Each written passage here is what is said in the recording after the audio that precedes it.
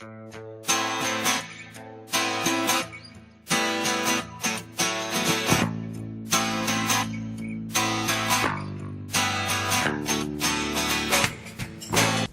to Iron the Tigers News. I'm Paxton Truce. Thanks for being with us today for the news we've been following for you.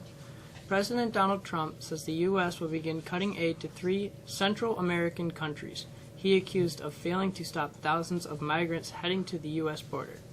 But across his administration, there was no indication of any action in response to what he tweeted was a national emergency. The so-called caravan is still at least a month away from reaching the U.S. border by foot. For hours on Monday, White House officials were unable to provide an explanation for the president's threats, which reflected both his apparent frustration with the migrant caravan and his determination to transform it into Republican election gains. Federal agencies said they'd received no guidance on the president's declaration issued as he attempts to make illegal immigration a focus of next month's midterm elections. If Trump should follow through with his threat to end or greatly reduce U.S. aid that could worsen the poverty and violence that are the root cause of the migration he has been railing against, critics said. Saudi officials murdered journalist Jamal Khashoggi in their Istanbul consulate after plotting his death for days. Turkey's president said Tuesday, contradicting Saudi Arabia's explanation that the writer was accidentally killed. He demanded that the kingdom reveal the identities of all involved, regardless of rank. President Erdogan also said he wants Saudi Arabia to allow 18 suspects that it detained for the Saudis' killing to be tried in Turkish courts, setting up further complications with the Saudi government, which has said it is conducting its own investigation and will punish those involved. Erdogan's speech was previously pitched as revealing the naked truth about Khashoggi's slaying. LGBT leaders across the U.S. reacted with fury Monday to a report that the Trump administration is considering adoption of the new definition of gender that would effectively deny federal recognition and civil rights protections to transgender Americans. On Sunday, the New York Times reported that the Department of Health and Human Services was circulating a memo proposing that gender to be defined as a immutable biological condition determined by a person's sex organs at birth. The proposal would define sex as either male or female, and any other dispute about one's sex would have to be clarified through genetic testing, according to the Times account of the memo. CNN White House correspondent Jim Acosta, whose network is a frequent target of President Donald Trump's fake news barbs, called on him Monday to stop attacking the media because he is afraid someone will get hurt. The past week may have signed a turning point in journalists fighting back against Trump attacks, with the White House Correspondents Association issuing a statement condemning him for praising a Montana congressman who body-slammed a reporter during a successful congressional campaign. The White House didn't immediately respond to a request for a comment.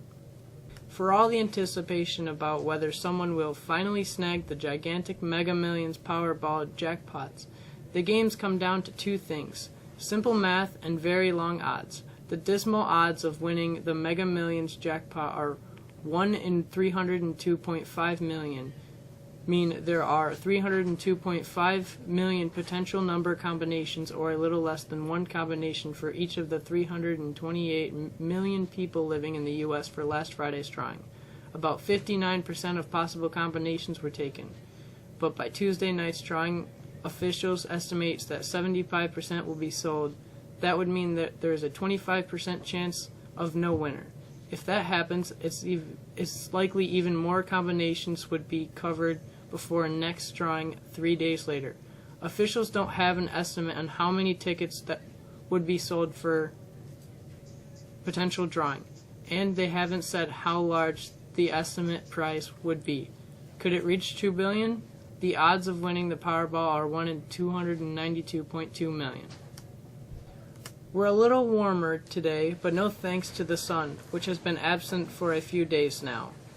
When might we see the sun again? Here's Bianca with the forecast.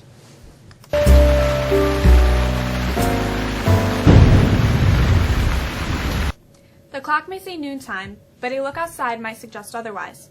We're seeing considerable cloudiness that makes it look like dusk outside.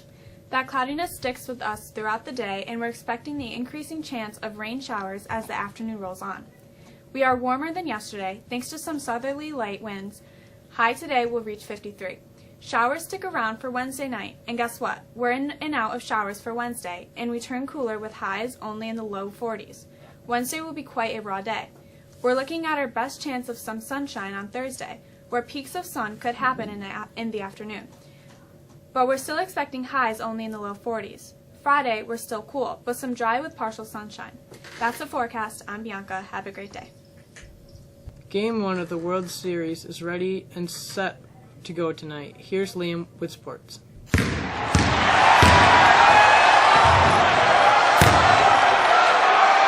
Dodgers ace Clayton Kershaw will pitch at the Fenway Park for the first time when he starts Game 1 of the World Series against the Red Sox.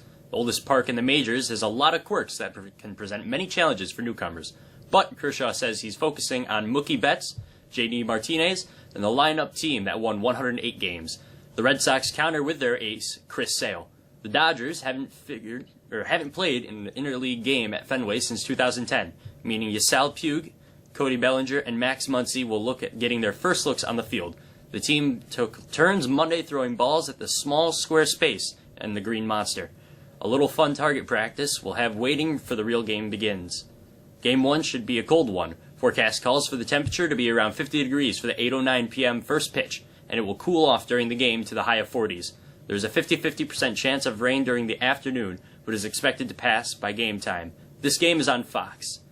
The New York Giants' anemic offense was on full display again last night, where it could only muster 20 points against one of the NFL's worst defenses as the Falcons held on for a 23-20 win. The Giants fall to 1-6. Matthew Ryan threw a 47-yard touchdown pass to Marvin Hall, and Tevin Coleman broke loose on a 30-yard scoring run, and the Falcons added another chapter to New York's miserable season, sending the Giants, who are 1-6, to their fourth straight loss.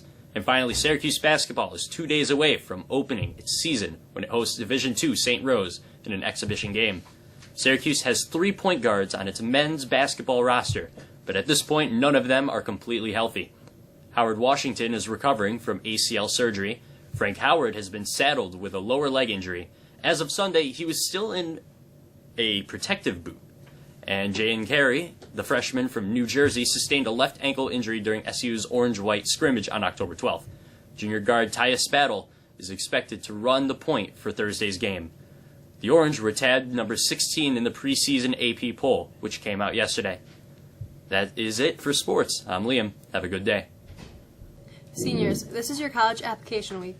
Please stop by Student Services for any assistance needed to fill out a college application. Students taking the PSAT tomorrow should head down to the resting room at 7:40 a.m. tomorrow with a calculator and number 2 pencil. Get your Justin's yearbook for the $45 pre-sale price online at justins.com. That's all for us today. Thanks for being with us. I'm Paxton. Have a great rest of your day.